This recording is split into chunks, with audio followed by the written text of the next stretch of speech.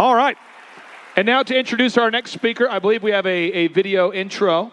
Devin, do we have a video intro? Okay, we have a video intro. So here we go.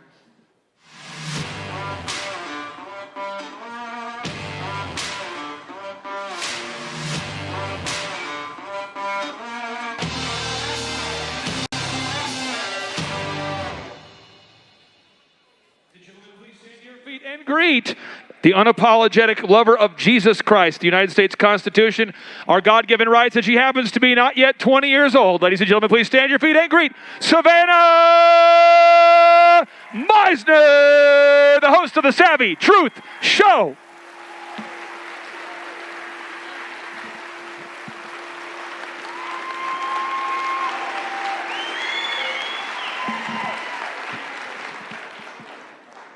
Can anyone tell me what this is?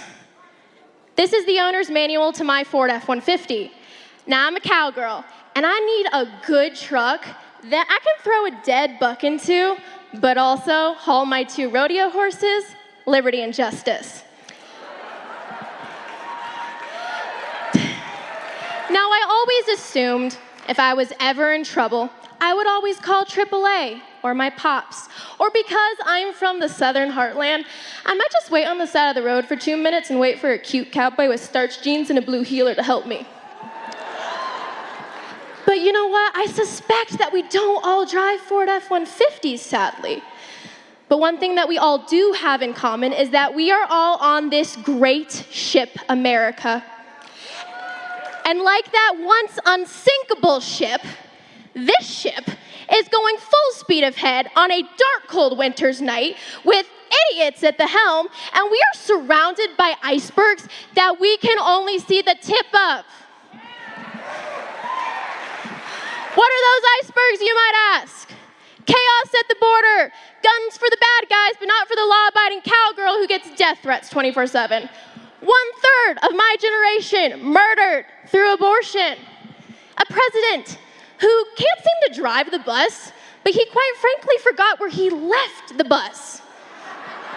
A vice president who seems to be in hiding conveniently. And finally, 13 needless deaths, 13 knocks on doors, and 13 families whose lives will never be the same again. But you know, the events of the past month convinced me that we have officially struck that iceberg, and we are taking on water, and we are taking it on fast.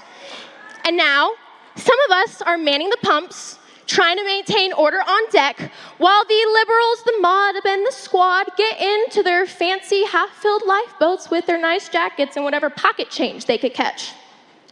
So are we going to let AOC, the mob, Chucky, Nancy, and the squad go down with this ship, or are we going to fight for the last great nation on the face of this planet?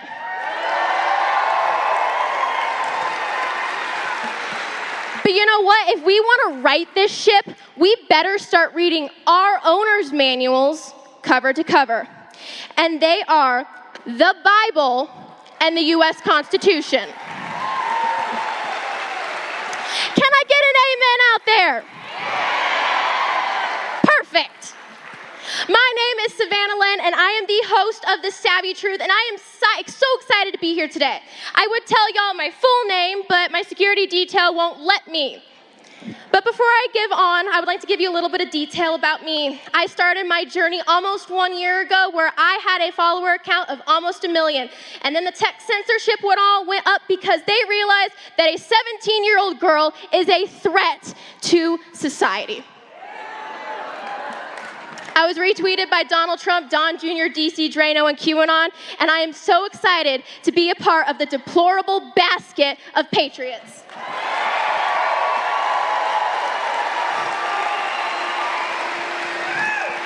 You know, before I get started today, I would like to give you some more detail about me. In Texas, we have a saying, all hat, no cattle, all spur, no horse. And while I'm very excited to be here in Colorado Springs, I honestly can't wait to go home to my 2 rodeo horses, Liberty and Justice, because we've got a barrel race tomorrow. But let's get back to these owner's manuals for a second. I believe in the Bible, God Almighty, all-loving, and all-knowing. And I believe in Jesus Christ who died to rescue us from our sins. I believe that in the end, good will triumph over evil. And our devotion to this cause must be that which is firmly rooted in Jesus Christ. And if America is going to remain that shining city on a hill, we must ensure the phrase, "In God we trust," isn't just a phrase anymore. But let me shift gears here for a moment to our other owner's manual, the United States Constitution. And what can be clearer than the phrase, "We the people"? But we the people better pull up our big girl and big boy boots, saddle up, and join the Savvy Truth Posse, because this republic is officially under attack. And we are led by a few folks in DC that sadly are a few head of cattle, or should I say few hundred head of cattle, short of a full herd. But I assure you, this hat and these spurs, and that of which every patriot in this room, we do have our full herd. Today, I would like to spend my time talking about the Constitution. And while listening to the speakers today, I would like to recognize that I am by far the youngest. I have the most to gain, but I also have the most to lose. As my pops would say, I need to make sure that I have the most runway in front of me. And we only must look at our First Amendment to realize that we have lost our owner's manuals. Freedom of press. If by freedom of press you mean lamestream media that cares more about Joe Biden's favorite ice cream flavor than foreign policy blunders, or a media that edit out over 900 words of an ABC interview just to keep us from seeing the president's clear cognitive decline, or could care less about what Joe Biden and the Afghan president were really talking about, then yes, we have freedom of press. Freedom of religion. If by freedom of religion you mean that the government can tell us, the church, when and where and if we are even allowed to worship during a pandemic, then sure, we have freedom of religion. Freedom of assembly.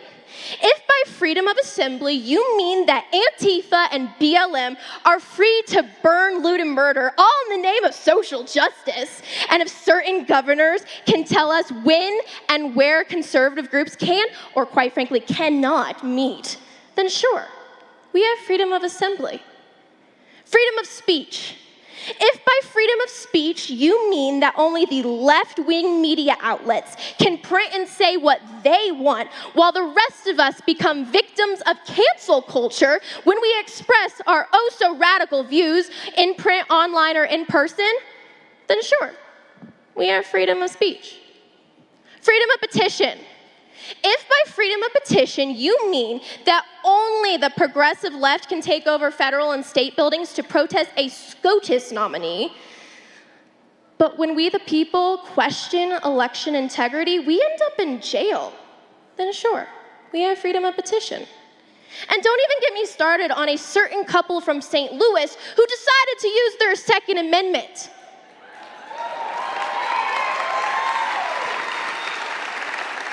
Hey, Joe Biden, the Second Amendment wasn't written in case the deer start an uprising. The Constitution calls on civilian control of the military, and that the commander-in-chief is the President of the United States, who is responsible for our nation's defense. I guess the words coherent, comparable, and capable should have been added in Article 2. Thomas Jefferson, you might want to take notes. The Constitution is very clear about what freedoms are guaranteed, but these freedoms are disappearing rapidly, just like that sinking Titanic. But I need to shift gears here today from looking at all that has been going on in the past and looking towards the future and how we are going to save this great ship, America. My dad taught me that when you are in combat, always be improving your fighting position. So today, I'm going to give all of you the Savvy Truth's 7-point plan to making America great again in 22, 24, and improving our fighting position. So are y'all ready for some truths of Texas? Number one, we must secure our border. We will not survive as a nation if we keep allowing millions of refugees to flow through our southern border.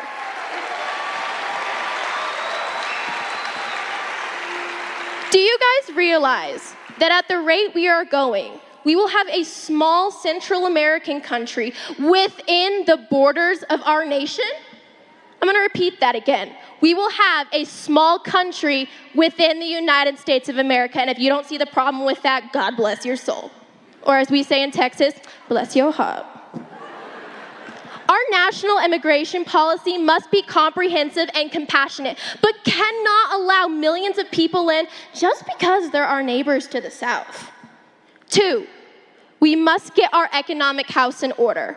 We are spending money faster than I can unload rounds downrange on hunting day, and I can unload a lot of rounds. The Biden team seems to think that paying people to stay home is a solid fiscal policy. Inflation is almost at a 2-decade high. Last time, we had rampaging inflation, out of control gas prices, employment issues, and a foreign policy crisis all at once. It was 1979.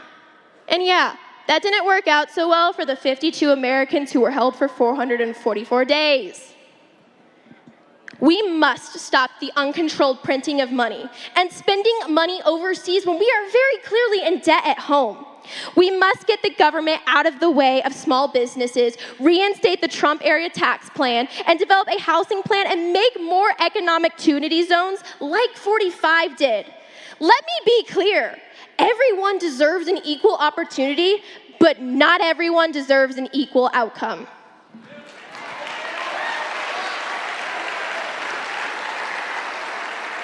Three, we need to reverse all of Biden's energy policies.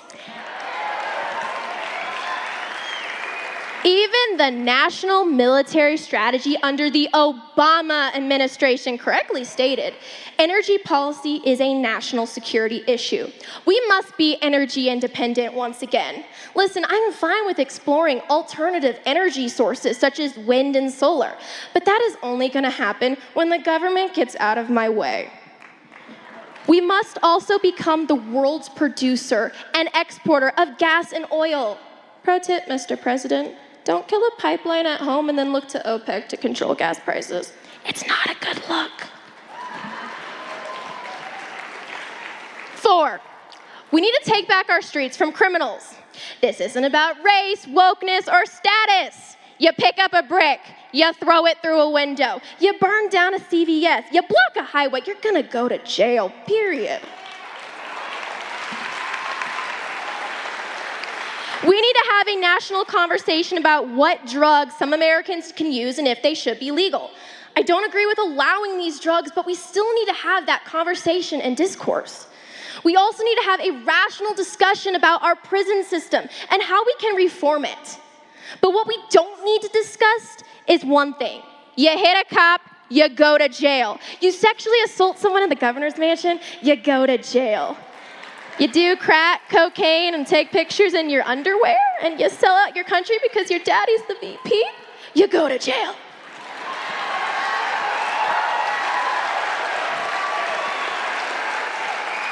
You purposely give Black Hawk helicopters to terrorists, you go to jail.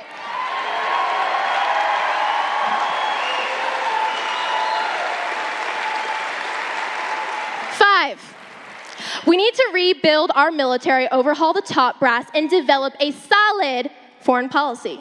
Let me be clear. I do not care what your sexual preference is or what your race is.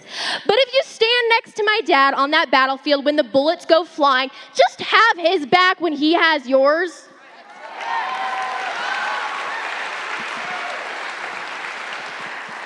If you serve the Republic with honor, courage, and commitment, then who you sleep with and who you vote for is no concern of mine. It seems today that the only thing that comes out of the generals in the 5-sided puzzle palace are woke policies and the inability to figure out who the enemy is. And another thing, While we cannot and should not be the world's police force, let us never again leave our citizens behind enemy lines.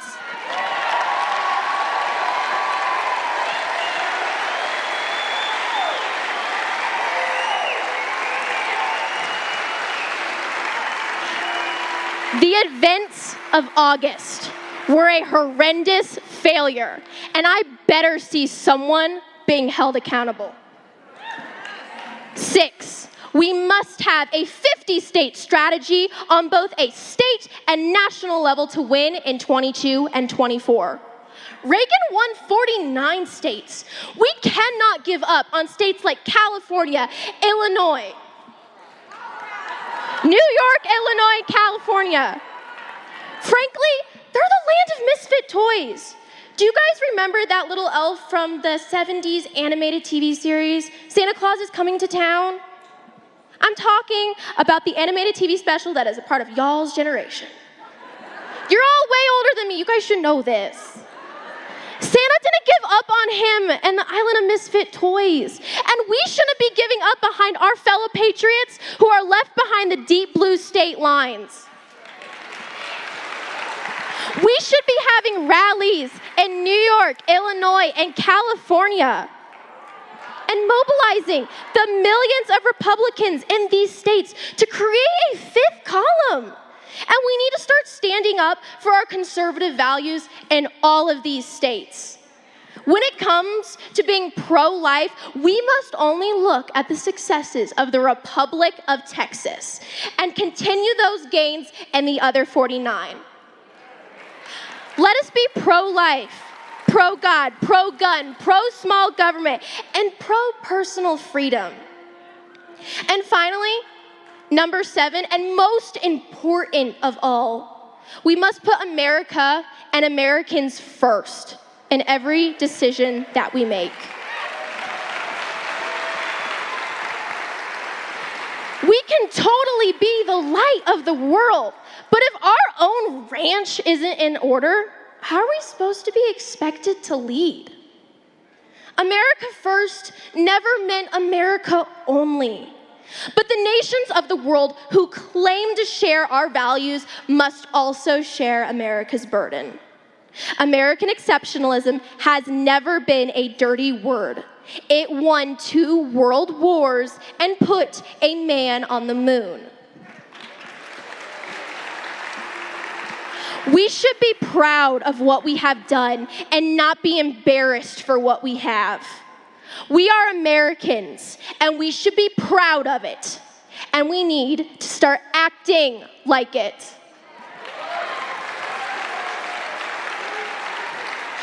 I am from Texas, and we know a little thing about being surrounded and outnumbered and how to fight, and fight hard, even if it means total death.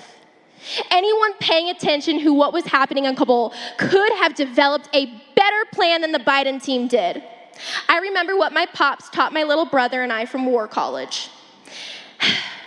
Always be improving your combat position. And I quite frankly suspect that my little brother and I could have come up with a better plan. And the only experience that we've seen is with airsoft, paintball, and Nerf guns. Biden, you set the bar real low. Back at home, I know it feels like the left, the mob, and the squad are in control and demanding our surrender. Do you guys remember 45's warning? The left doesn't just hate him and conservative policies. They hate me, and they hate you. Remember, this is our fight. So I will end with the words written nearly 200 years ago. The enemy has demanded a surrender at discretion. Otherwise, the garrison are to be put to the sword if the fort is taken. I have answered the demand with a single cannon shot, and our flag still proudly waves from the walls. I shall never surrender nor retreat. I call on you in the name of liberty, of patriotism, and everything dear to the American character to come to our aid with all dispatch. If this call is neglected, I am determined to sustain myself for as long as possible and die like a soldier who never forgets what is due to that of his honor and of his own country. Victory or death. Signed, Colonel William Barrett Travis of the Alamo.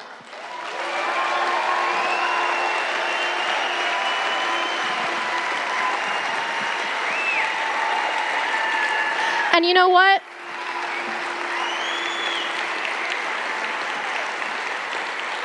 I get it. My plan isn't the only one out there. And like those Texans at the Alamo, no plan survives first contact with the enemy. And the enemy always gets a vote. But if we don't get a clue, stop living in fear, stand up for the truth, and place Jesus at the center of our efforts, we will lose this republic in the face of a determined enemy. At 17, I dedicate my time, talent, and treasure to secure the blessings of liberty once again for my generation. And at 17, I call on all Americans in and outside these walls to do one of three things: lead, follow, or get the hell out of my way.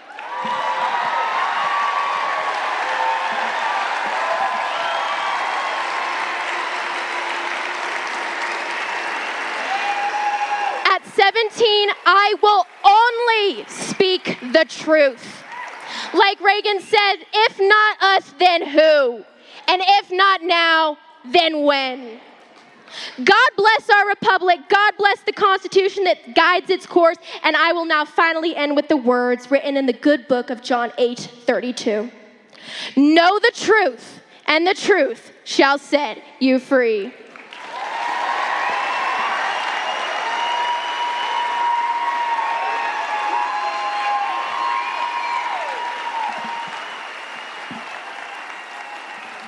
Ladies and gentlemen, one more time, let's hear for Savannah Misner. Savannah Misner.